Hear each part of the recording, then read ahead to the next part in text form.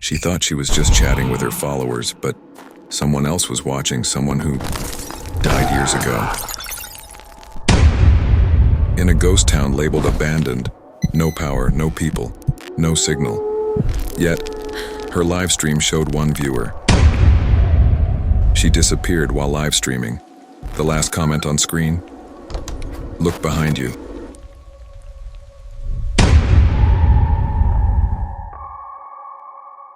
I hope you're doing okay. And if your heart's still steady enough for a strange little journey, put on your headphones, turn the lights off, and just trust me. Let's begin. Not everyone listens to stories like this, so welcome to a story that was waiting for you. August 23rd, 2023, Bodie, California. Desert, dead silence. Even the wind that night was still. And in the middle of it all, a 17-year-old girl, Sarah Collins, was live streaming on her phone's front camera, right in the center of a centuries-old ghost town. Her face, lit only by her flashlight, looked almost ghostly, pale, terrified, trembling. She spoke softly into the camera. I don't think I'm alone. Someone's watching me, but they're not in the chat. There was a strange uncertainty in her voice, like even she wasn't fully sure if what she was feeling was real or just in her head. Suddenly, her phone screen flickered, the comments froze, and then a pop-up appeared. Not a comment, Sarah, look a behind message you. from an unknown user. Sarah, look behind you. She tried to turn around, barely moved, when a sharp whisper echoed in the wind, like someone calling her name in a crawling voice. Sa-Ra. And in that moment, with no warning at all, the live stream went black. Signal gone. Sarah gone. 2 days later, inside an old boarded-up church in Bodie, police found her phone. It was nearly dead. But one video file was still there, only 30 seconds long. The video starts. Sarah's face is lit by flashlight, her eyes widening, lips trembling. She whispers, "They're still here. They never left." Behind her, shadows begin to move, shaped like humans, but definitely not human. And then a voice, distorted, inhuman, not from this world. It says, "You belong to us now." And then, cut. Silence. End of video. But the questions, they only start from here. Bodie was supposed to be abandoned, so how was there a signal? How did the Echo app stream that, like with no network at all? And The biggest question, who was watching her? But maybe that's the wrong question. Maybe the real question is, was it even Sarah Who was live streaming? Or something else? Using her camera from the other side.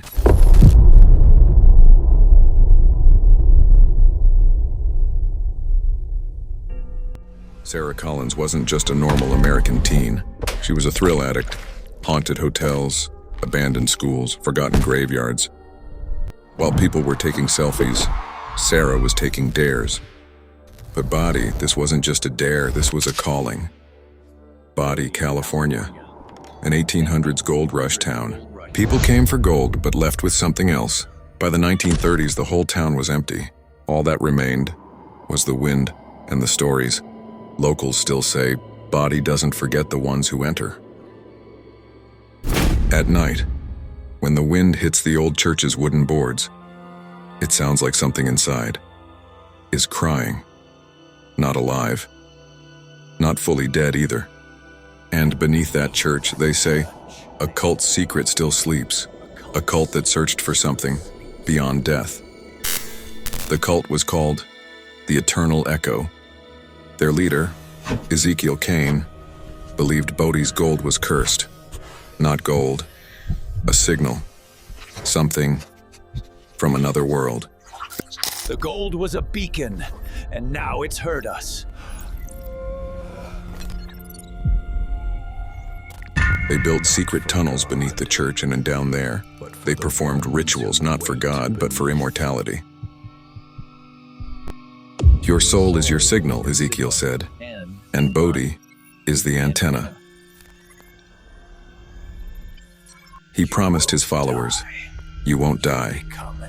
You'll become an echo forever. 82. One night, the entire cult vanished. Outside the church, only a single symbol was found, a broken bell inside a circle. And since then, whenever that symbol appears, someone disappears. Fast forward 1995. Sarah's grandfather, Robert Hayes, was a historian.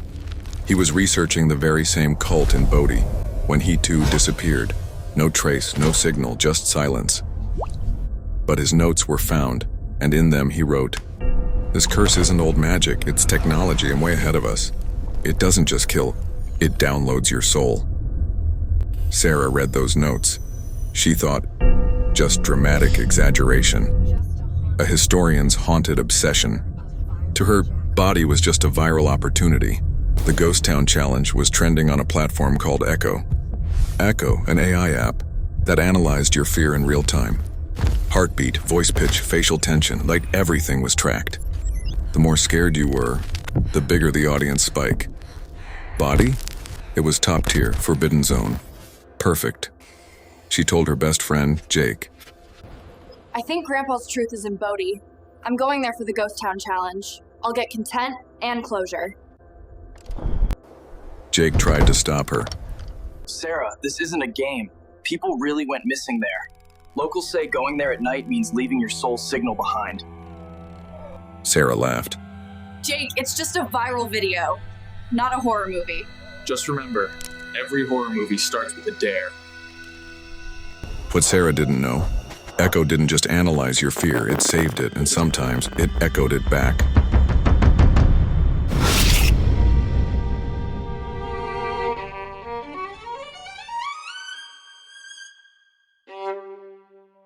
August 23rd, Sarah arrives at Bodie, sets up her phone, and starts live streaming. She says, nervous but excited. Hey guys, I'm here in Bodie for the Ghost Town Challenge. Bodies, broken houses, shattered saloons, and the eerie silence of the church all get captured on her camera. But then, the twist. PM. Her stream hits 200 viewers. She reaches the church and says, This place is actually creepy, but I'm not scared. Just then, in the Echo app comments, an unknown user, Echo1882, keeps typing, Sarah, you're not alone. Sarah tries to laugh it off. Okay, this is a prank, right guys? But then, her phone vibrates, and a photo flashes on screen.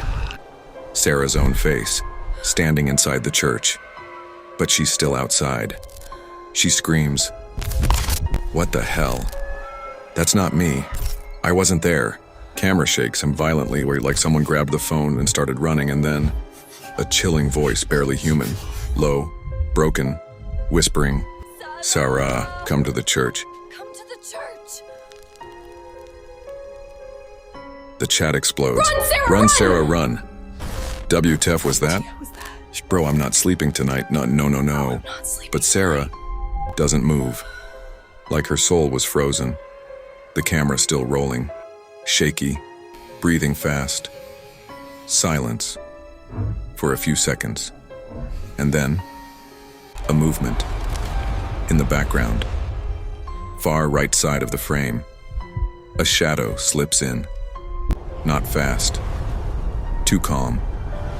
A tall figure, wearing black and muddy gray robes. Like an old monk who crawled out of a graveyard, and in his hands a cracked bell. Old, rusted, and when he touched it, when it moved, as if it were alive. Sarah's phone camera glitches hard. A sudden high-pitched metallic sound like metal scraping glass. Sarah gasps. Her phone slips from her hand, and in the last frame, the figure moves, directly towards her. Screen black. Live stream ends. After Sarah's live stream cuts off, her viewers are shaken. Jake, who was watching live, calls the police. 2 days later, police find Sarah's phone in Bodie's church. There's a 30-second video clip, auto-recorded. In the video, Sarah is inside the church. Her flashlight makes shadows dance across the walls. In a trembling voice, she I says, shouldn't have come here. This Echo app, it knows me. in the background, a deep voice whispers, "You're one of us now." Right before the video ends, Sarah sees a glowing screen in the tunnel with her own face on it, but her eyes are empty. A message flashes on screen. "Welcome to the Echoes, Sarah." Police searched the tunnel but found nothing, except an old cassette player with Robert Hayes' voice recorded on it.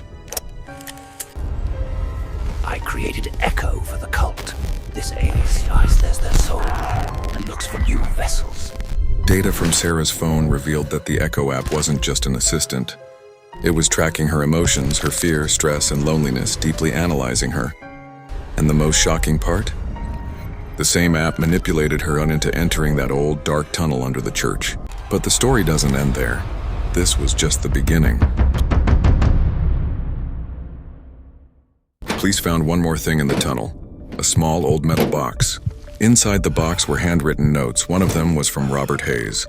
The note said, "Echo isn't just an app. It's a digital extension of the cult. It feeds off people's darkest fears and traps their souls in this town forever." I tried to stop it, but I failed. And then Sarah's phone data revealed another terrifying truth. The Echo app wasn't just tracking her steps or location. It was scanning her heartbeat, her voice frequency, even her inner fear, in real time. In a digital diary entry, Sarah had written, "I think Echo is controlling me, like it's gotten inside my head, like I'm not in control of my actions anymore." This wasn't just an app, it was a digital possession. Jake told police that before Sarah took the challenge, she left a short note. The note simply said, "If I don't come back, delete the Echo app immediately." Jake tried to delete the app right away, but his phone, right in front of him, reinstalled the Echo app on its own, like someone didn't hack it, but possessed it. And the next day, Jake got a message from Sarah's phone. "Jake, don't come to Bodie. This was my mistake. One final warning. One last guilt, and from the girl who never came back." Locals say, the echoes of Bodie never end.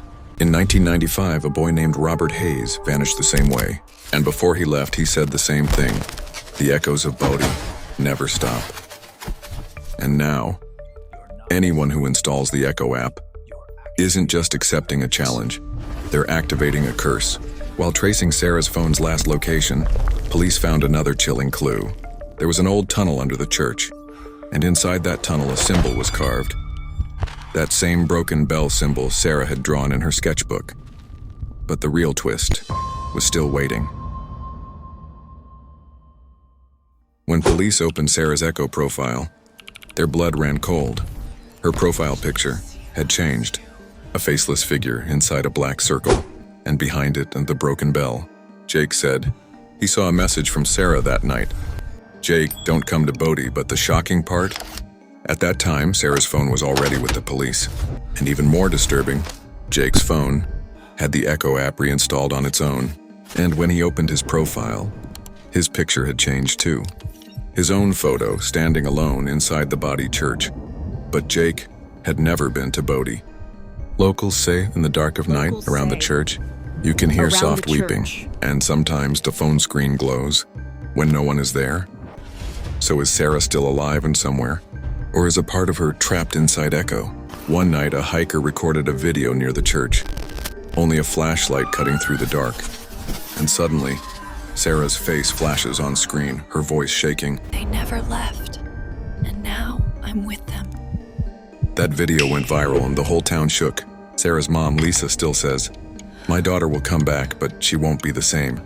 Her face shows fear and faith. But the biggest twist came a week after Sarah vanished. An old radio, dead for years, suddenly turned on in her bedroom. And a voice played, a forgotten, tired voice. "Robert Hayes, Lisa. Save Sarah. She's still there." When police opened old church records, they found the names of the 1882 cult members, and one name made everyone freeze. Sarah Kane, daughter of Ezekiel Kane. So was Sarah Collins, or from the Kane bloodline? Was this all a coincidence or a predestined horror? And the scariest twist? The Echo app is still active. Whoever accepts the Ghost Town Challenge gets the same message. "Welcome to Bodie, we've been waiting." Every night at 1:01 a.m., A bell rings near the church, but there is no bell. And Sarah's diary, her last sentence. Echo knows me, and now I'm part of it. Maybe. You will be too. If Sarah is still there, one day her message that might reach your phone. Check your Echo app. Is it still just an app? Or is it listening? Drop your theory. Dare your friends to watch. And subscribe, because the next time your phone vibrates at 1:01 a.m., it might not be a notification, it might be a welcome.